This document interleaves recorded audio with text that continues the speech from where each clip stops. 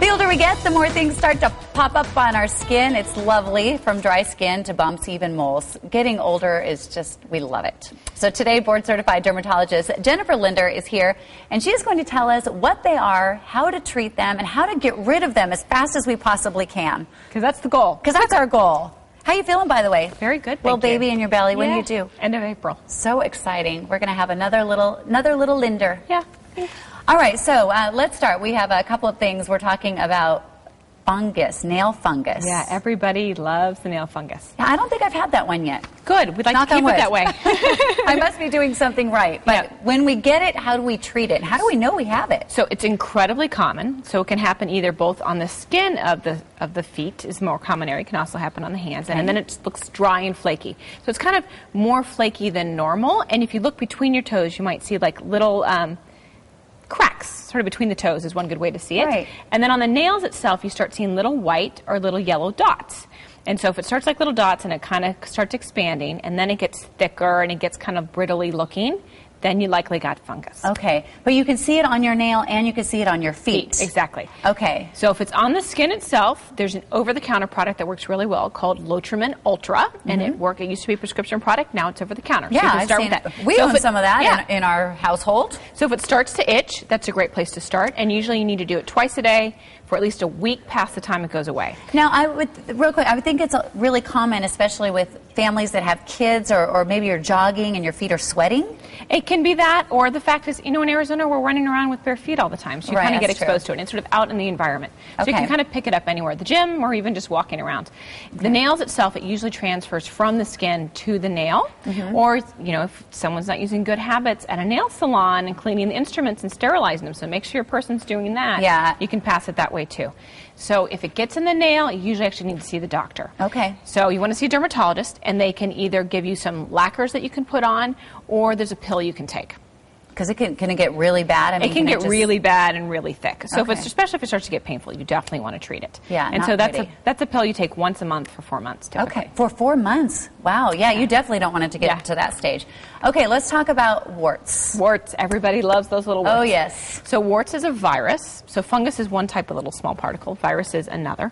And the viruses, again, you can pick them up for sort of anywhere in the environment, and they can either be kind of raised up and funny looking, or they can be these tiny little subtle flat things. If you look in the picture, you can see the little flat ones, and those are called flat warts. And if you're going to get them, you hope you have those. Yeah, because they're a little bit more subtle, and they can be a little bit more flesh-colored, versus the other kinds can kind of get thick and whiter in color. And again, the best thing to do, go to the dermatologist. Typically what we do is we freeze them off as the first step, or you can use over-the-counter products like things that have salicylic acid in them to help start bringing them down as well. Just so you know, this is a so sad moment. I had warts growing up. I had like 13 on my hands. And no one would play Red Rover with me because they wouldn't hold my hand. You know what? And I think that's something to be conscious of is for kids. Kids can be they get so made nice. Fun of. Yeah. So if your child does have something, I think it's a good time to go to the pediatrician or the dermatologist, and they can do something for it. There's other things we can do. There's even something that's a blister beetle juice that you put on that causes a little blister to cause them to flake off.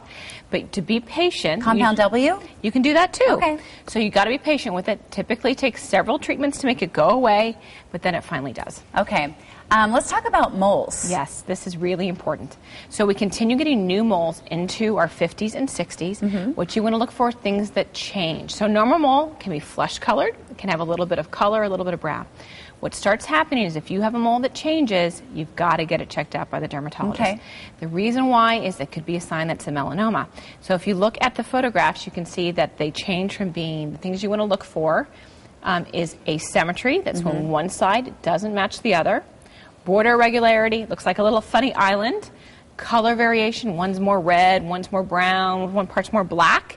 And then if it's bigger than a pencil eraser, you really need to be aware of it. And the last thing is evolution. So that's the A, B, C, D, E's. E is evolution, which basically means change. If you have a mole that changes, please get it checked out. Arizona has the highest melanoma rates in the United States. I bet with that sun that's just beating down on us. How do you know the difference between a mole and like a large freckle or even an age spot? Because the older we get, those little things grow. Exactly. So a freckle should be even in color. Okay. And it should have very even borders. And they're naturally in sun-induced areas, so that's normal. Do they get bigger as we get bigger? They do get bigger as we get bigger, and as we get more sun, we're going to keep getting more and more of them. Okay. And moles, the same thing.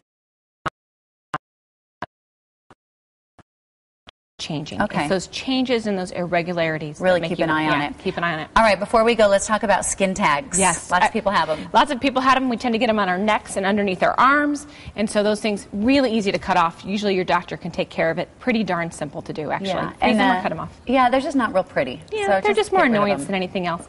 And in our darker skinned patients, they can also get them underneath their eyes, and that's called a DPN. And the same kind of thing, we can sort of cut them off and make them go away. Good, because I would think everything, if you leave it too long, it could turn into something. They can just get Can bigger. these- Skin tags, luckily, never turn into skin cancer. Okay, So good. that's a good piece of news. They just kind of get more annoying. Right. Great. Thank you very much. You're welcome. Congratulations on Thank the you. baby. It's fun having you come in and you just get bigger and bigger. I'm sure you just love that. All right. We are going to have all of Dr. Linder's information on SonoraLiving.com if you'd like to get some more information from her.